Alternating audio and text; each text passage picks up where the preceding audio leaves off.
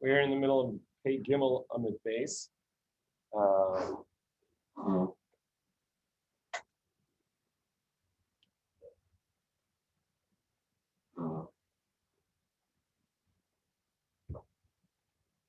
We're in the middle of Pei Gimel Amid Base. In the midst of bulmus, which is the hunger pangs that cause a type of illness. And the question is, whenever you have a isser that you have to give someone on account of their illness, which prohibition is better? And we always say the lesser of the prohibitions. That was the Gemara. So this is about 10, 12 lines in, maybe 15 lines in the middle of the line. So the Brisa taught, somebody that became ill with bulmus, with this ailment on account of hunger. So you give him honey in all forms of sweets. Because the sweets bring back the light to the eyes of a person. We don't have a proof from the pasuk. We have a hint to it from the pasuk, as the pasuk says,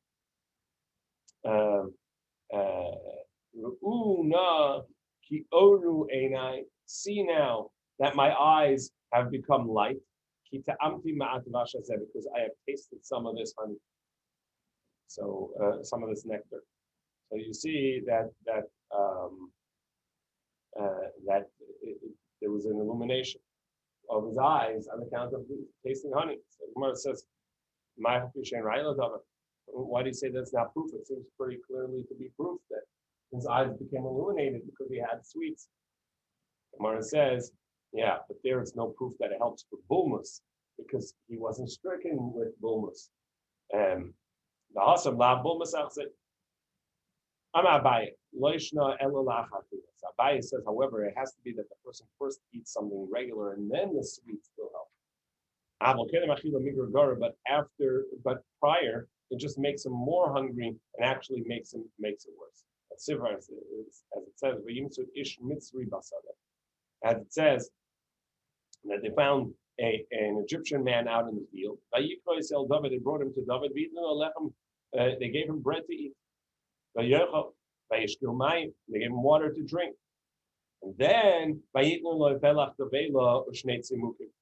gave him some vela, which is a fig wheel, dried figs pressed together. It's a dried fig, and some tzimukim, some dried fruit. He ate it, and Tasha Brucha and his spirit came back to him. He loved it. Because this person had not eaten for 3 days and 3 nights. So you see that they only gave him the sweets after they gave him bread and water.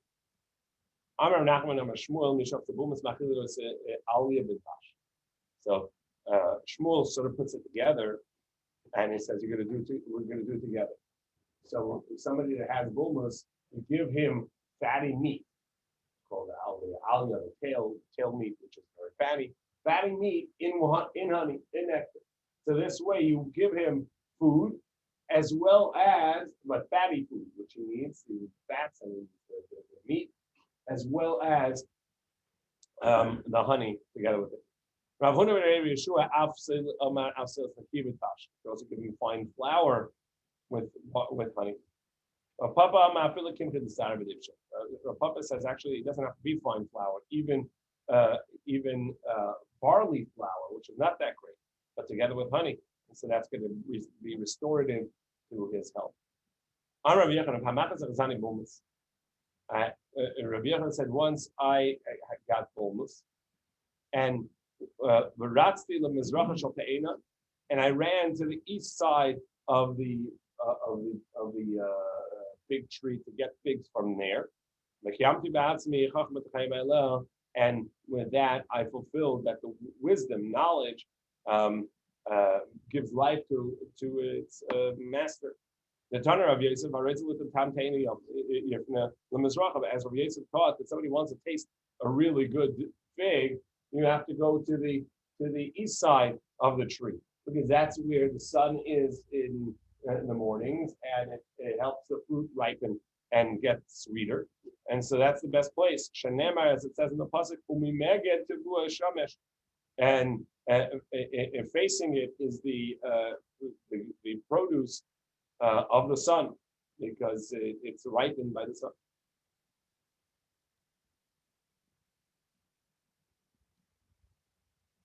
Rabbi Yehuda, Rabbi Yossi, Abakazibur.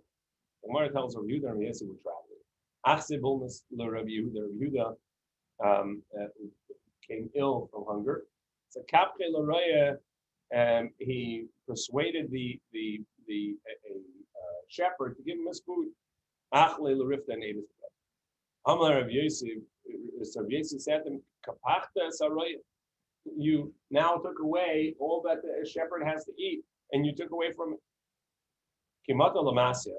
In other words, Rabbi Yossi was chiding Rabbi Yehuda for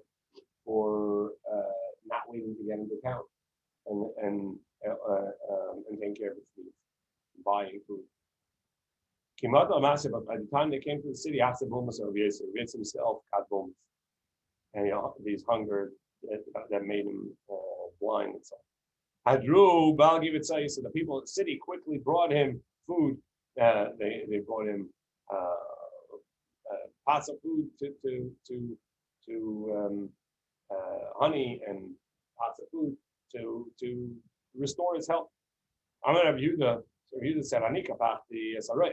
I took the food of the shepherd. But it's true that I took the food of the shepherd, that was what he had. But you, you took the food from the entire city. And those that interpret the first line, that Yehuda stole the bread from the shepherd. Halachically, that would be problematic, because the halacha is that even though that you can heal yourself even with the prohibition, but you're not supposed to do so with mamona shel chaver, with the assets of someone else. So why would he have taken the shepherd's food? But from the context, you see that he called it taking from the city, even though that the city themselves offered these pots. That's clear in the story.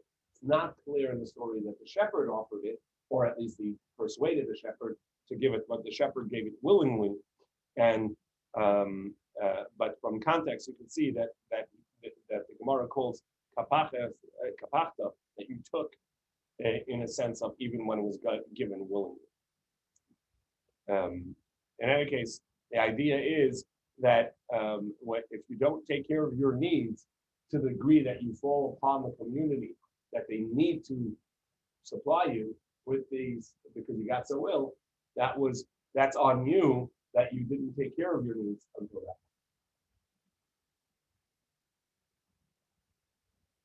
Masura Meir Rabbi Yehuda Rabbi Yossi Abakazabah. Rabbi Meir was traveling together with Rabbi Yehuda Rabbi Yossi. Rabbi Meir have a diet bishma.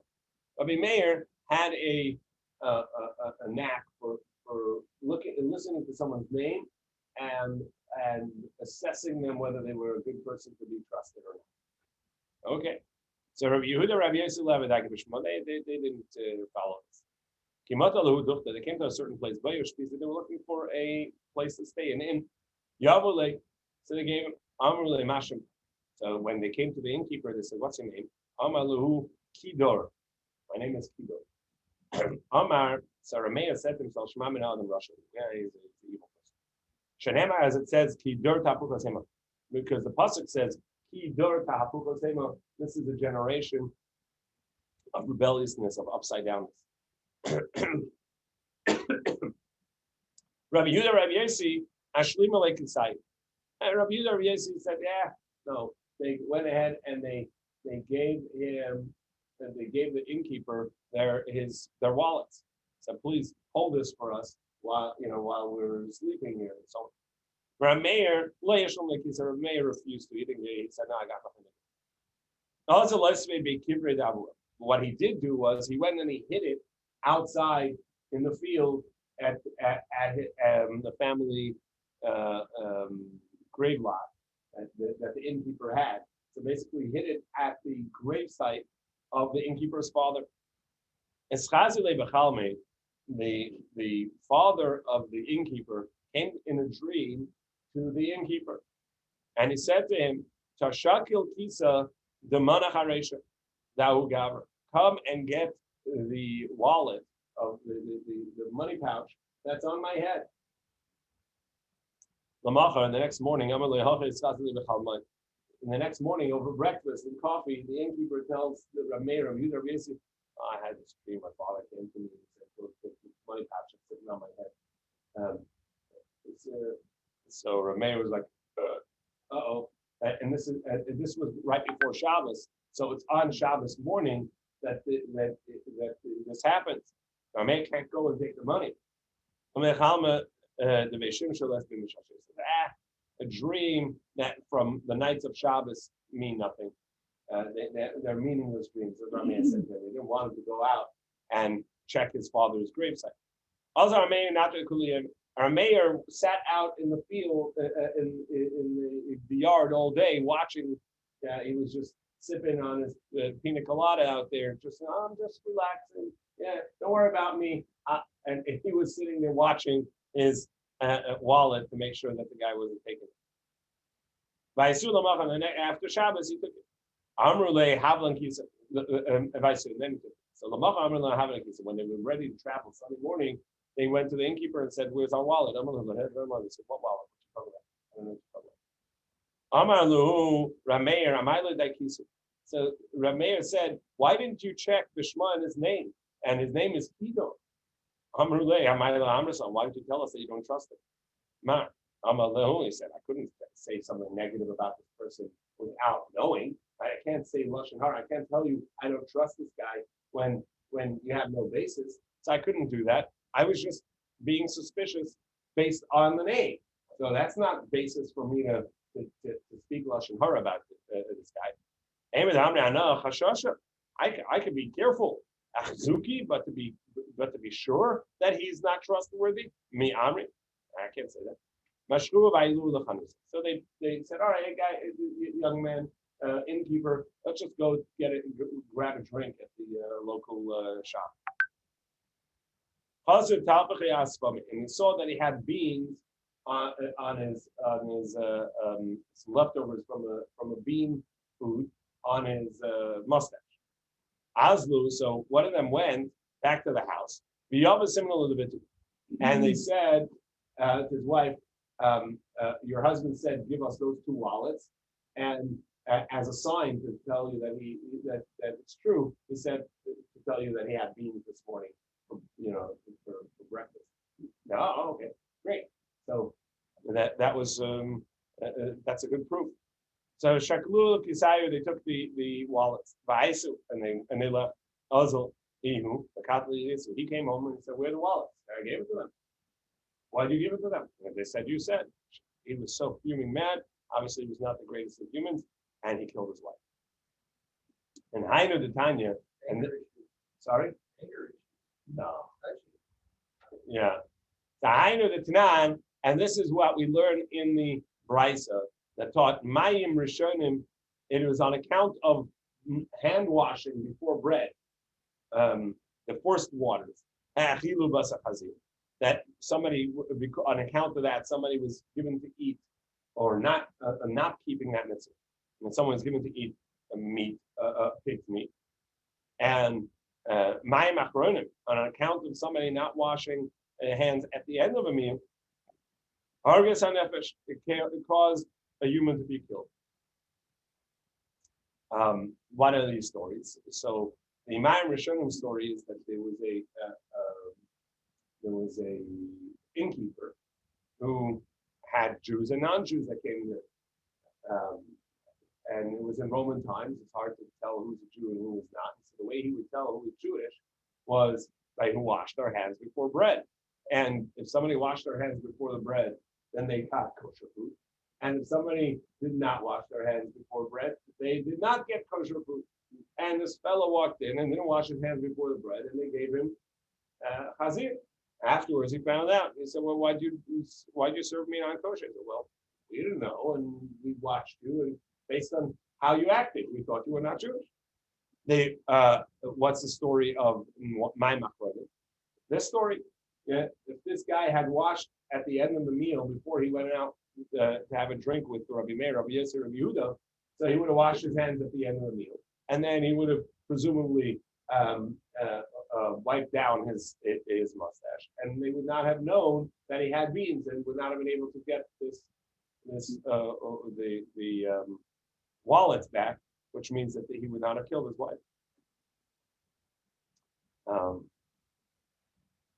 Even though this is told as a proper story, you take this all literally, you lose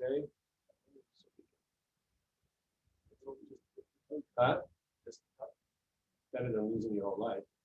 Why? Yeah. Don't do it. Take these things literally at your own time. Well, in the end, they would be careful about names. They came to a certain place, the Shmei Bala. The name was Bala. They wouldn't go in. Amri Shmami no Rashu. We said because we know that it must be that he is a evil person. It says, "Va'omar la Bala mi ufim." I say to Bala that is a playboy. Or similar to this pasuk, after I've been become old and withered, I have freshness. That's what Sarah said. Now in old age, she now has desire again. Okay, that's the end of Bulmus. In Mishnah, it continued with somebody that's bitten by a rabid dog, by a crazy dog. So Mishnah, so the Mishnah said that we would also take care of his health, even if it's a prohibition. The question is only if eating the liver of that dog helps or not. So the bicycle commission never become there are 5 signs of a rabid dog. His mouth is open, and is drooling, and his ears are hanging. There's and his tail is on his thighs. And he walks off to the along the wall of along the side of the street. Seems somewhat off. Also, some say that he would bark and the sound cannot be heard. So it's like a horse bark. Not horse, the animal, but the sound of the throat. And what does this come from? Right? So what is this? Rav says it's black magic from women playing with it. No, it's a bad spirit on it. The difference is, should you kill it from by throwing something at it? So if it's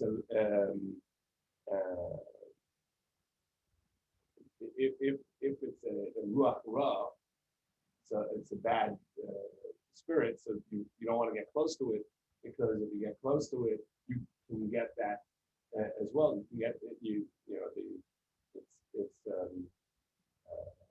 something that you can catch, so you don't want to get close. Whereas, so throw something at it. Whereas if it's just black magic, it's just with the dog, and so you can be close. It's not something that's contagious. Tanika would say to Shmuel, we learn like Shmuel that it's actually it's a contagion. If you kill it, you only kill it by something that you throw. The chayef, somebody who rubs onto it, mistake, can get it can be dangerous. The nachas day, but somebody who gets bitten by it, mayas, the chayav be mistaken, somebody who rubs against it is going to get dangerous mitochondria. So what's the fix? So how do you heal this illness? What's the remedy? Nishlach ma'ane, take off his clothing that he rubbed against it. The niharit, and throw it away, and run. They are the Rahuna B'Rei Yeshua, like the Rahuna B'Rei Yeshua, Chaf Bechad Minayim, one of his garments or shoes rubbed against it. The shuk in the street, Shalkinu Lamane Baroi, he threw off his garment, and ran. And because I knew this, I was able to save my life, so I fulfilled and that wisdom, knowledge, gives life to its master. The nachas lemai, somebody that gets bitten by it dies. That was until Louis Pasteur found the aspiration. The nachas lemai, somebody gets bitten, dies. Ma'ita kante. So what's the fix? I'm buying nicey mashka the upper bring it's some sort of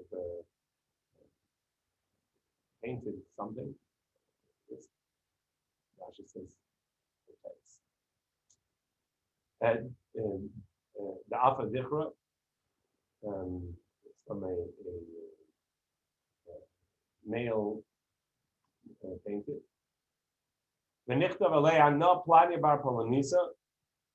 I so and so the son of so and so.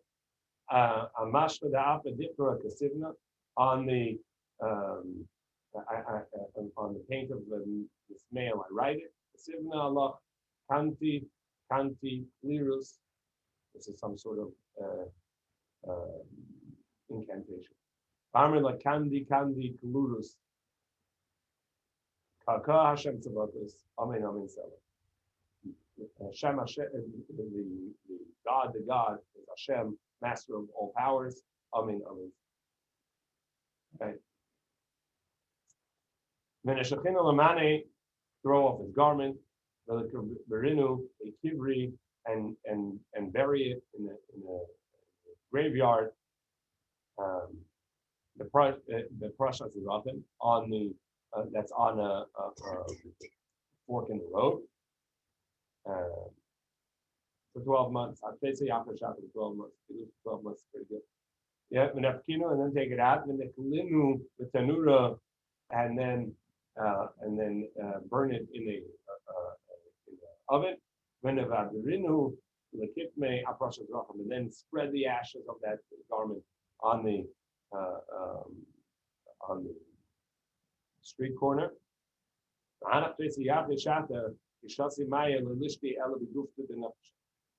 And for those 12 months, when he drinks water, he should only drink in a copper straw, in a copper cup. Because we may see the shadow of a bad spirit of the shade, and it'll make him, it'll endanger it. The Abba Bar Marta, who Abba Bar Menyumi, Avdele Ime Gufta the Dava. And similarly, Abba Bar Marta, who's the son, who's really Abba Bar Menyumi, his mother made for him a golden cup like this to drink from. And when he did so, he became one. All right.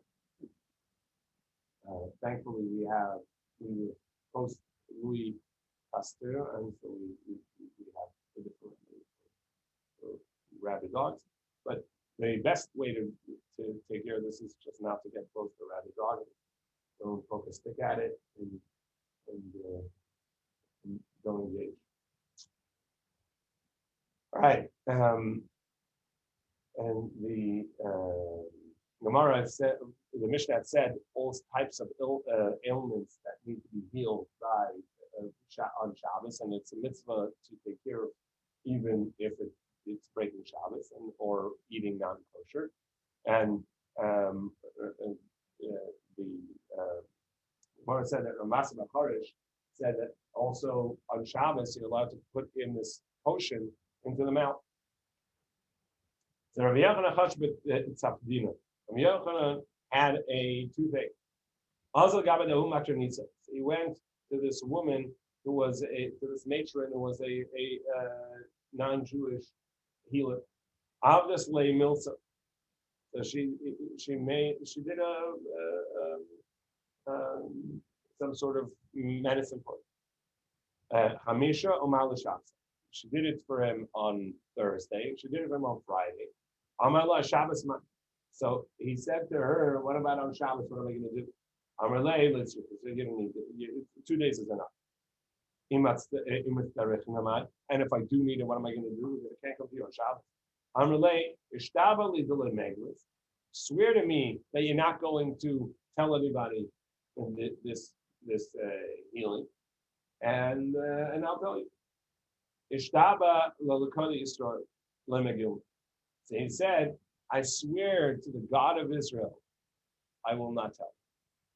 Nafak darshav gekah. So she gave him the medicine, and he went ahead into the academy and said, here's the potion that works for the teeth.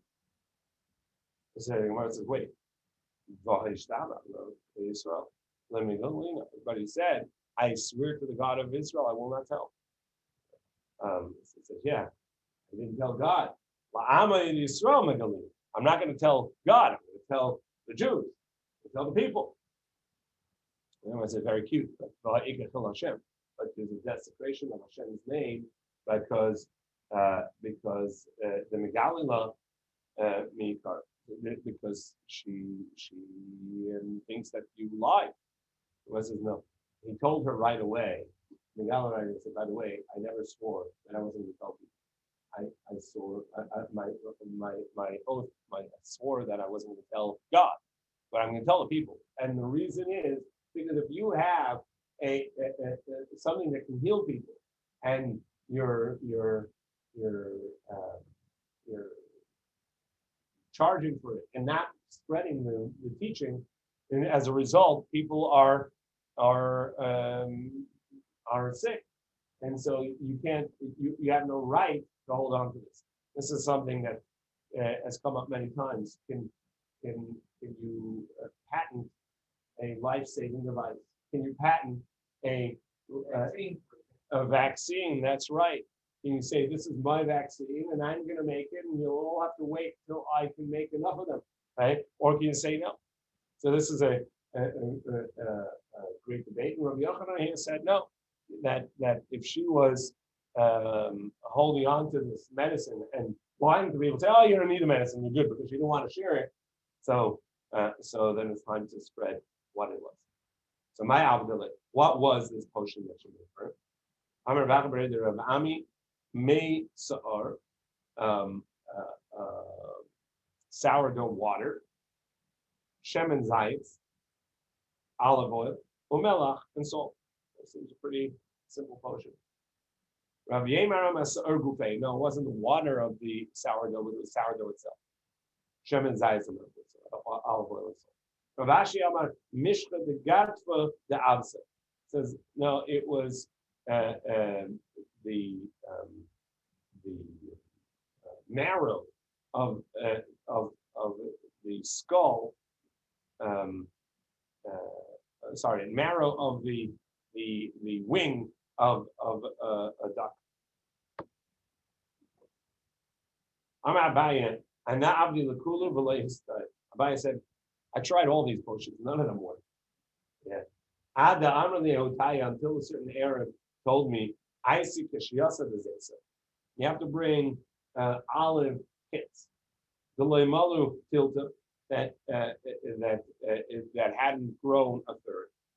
The Kalina Banura, you have to toast them in the oven. And then that would work. The Kalina Banura Imra Chadta, and you have the Advik Bekachi um, and you put it onto new wool, and you put it on on the tooth, and you tie it on the tooth.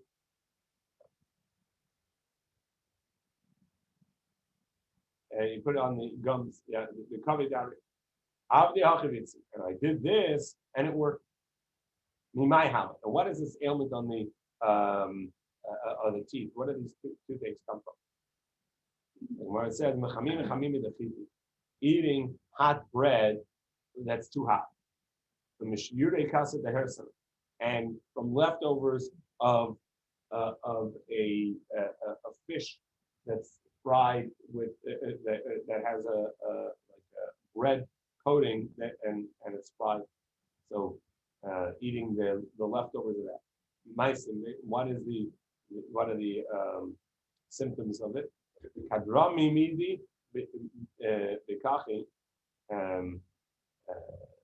When he puts anything on his teeth, it bleeds. So it's the bleeding of the gums.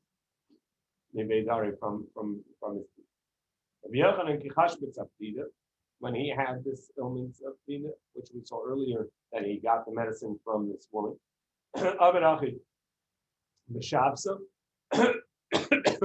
He did this even on Shabbos, and he was healed. How could Rabbi Yochanan have done this?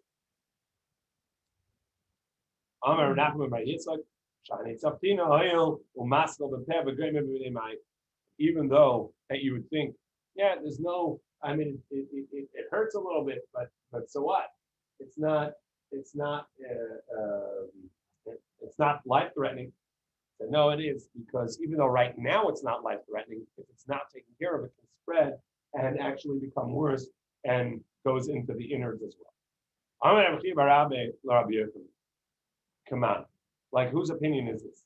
That Rabbi Yochanan would put on a medicine on Shabbos on his teeth, even though that you would think, big deal. It's not right now. It's not life-threatening. Like Ramasi Bachar said in our Mishnah that said that even just a sore throat, which doesn't seem to be life-threatening right now, but since it's an ailment that eventually could become life-threatening, you can take care of it right now on Shabbos. Somebody has an ailment in his throat, in his mouth, you can put in the medicine even on Shabbos.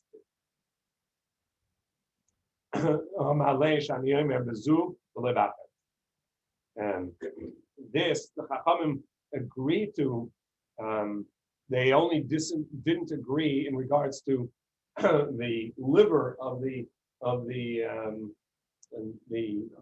liver of the rabid dog. There, they said it doesn't help, so you can't do it on Shabbos, or you can't give him a non-kosher dog to eat. But if it worked, they would say you're allowed to do it. So too over here, this they agree it works, and therefore you can do it. Layman Messiah, let's say this proof. Misha Yarkon, somebody who has a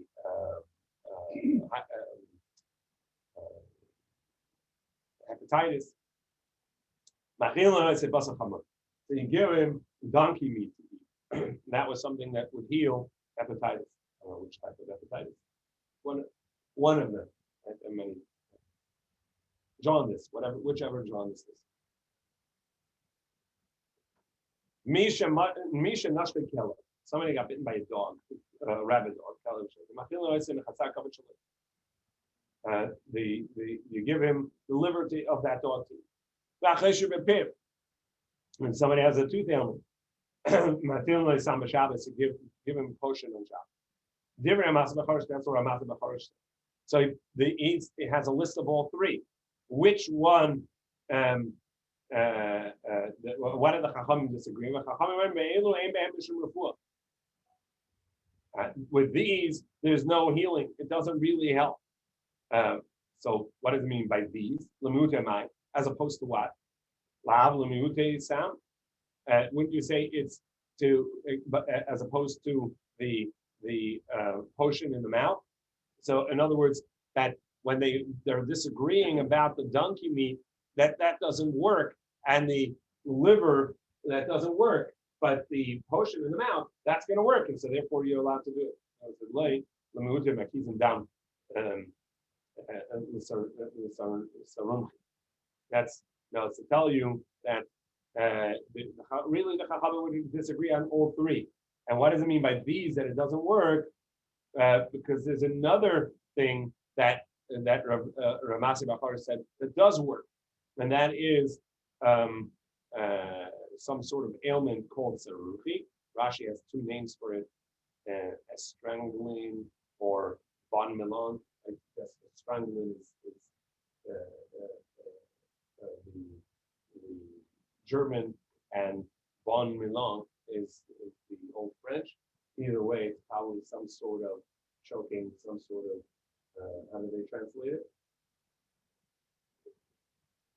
Probably some sort of tightening of the throat. In any case, so if I can interrupt, quinsy, I think we're talking about, which is an accumulation of serum or blood in the tissues around the throat, which closes it down. There you go. And it's called Quincy. Yeah, sounds like a great name too. Oh my goodness. I think we may have had a president with that name. And there's a fruit that has that name, but all right.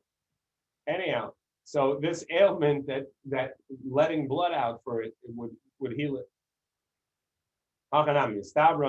And it is logical that the three things that we said before would disagree about it. How do we learn three things? Rabbi Shmuel Rabbi Yossi said, in the name of Ramasi Bacharish, that you do a bloodletting if somebody has this tightening of the throat on Shabbos. And that somebody that got bitten by a rabid dog who would give him this liver of that dog to eat. In other words, that is a healing. And somebody has a throat or mouth ache, mouth ailment, that he would give him this potion on Shabbos. The Chachamim say all three of these have no healing. So what is it? What are they disagreeing? Well, the mute duration. The elu the mute what's these have no healing. Lava tarti basrai. So wouldn't you say about the last two, the tooth and the mouth and the rabid dog? Mumute duration, but the first one does work. That bloodletting for sarunchi, for this tightening of the throat, would work. Like tarti duration, they disagree in the first two. They say the bloodletting for the throat and the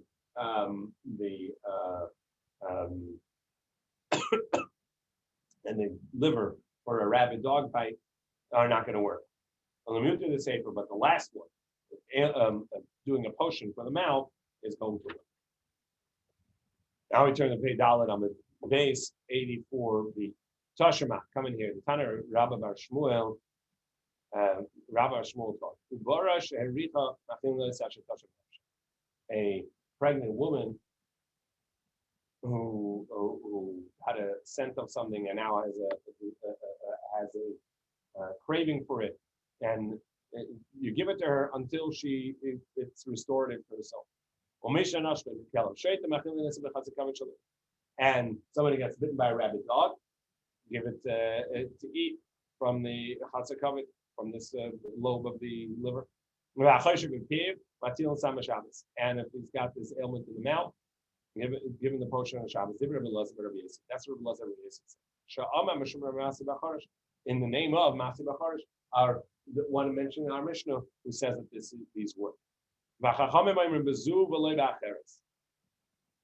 Zu, yeah, we agree about this one, but not about the other one. What does it mean, this one, not the other one? Bezuahai, which one? Ilema ubara. We talk about a pregnant woman with sheep. Everybody thinks about that.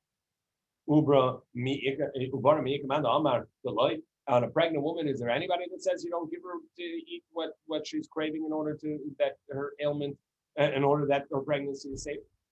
Elalav asam. Rather, it's talking about the potion, and that for the potion that's permissible. Shmamina, indeed, that's proof that the Chachamim agreed to Ramasi Bacharash in regards to the potion, in regards to the mouth. Ravashi Amar Maslitin Amideka. Ravashi says our Mishnah also seems to say that because it says the first part on the liver of the from the rabbit dog, Ramasi Bacharash said it. The Chachamim disagreed, and then it said, and furthermore, Amar Ramasi Bacharash, and furthermore, Ramasi Bacharash said in regards to the ailment of the mouth, and there. The Chachamim did not disagree with them. Because if the Chachamim disagreed about both, so let Ramasi Bachar say both statements, and then say the Chachamim disagree. So therefore, since it says Ramasi Bachar says give it liver of the dog, the Chachamim say it doesn't work, and furthermore, Ramasi Bachar said. An ailment to the mouth you can give on Shabbos. So that tells us that it's separate, and the Chachamim agree to that. All right, we're not going to get time, but tomorrow we're going to go through this question of suffix nefashos, when there's a doubt in a matter of life-saving, whether there's a doubt. What are the doubts? Whether you know that there's a person there or not. We saw also whether one is Jewish or not, and as we talked about, that there's the obligation to break Shabbos to save a life is first and foremost for a Jew. If there's a non-Jew that can save a non-Jew, they would be the one to save the non-Jew.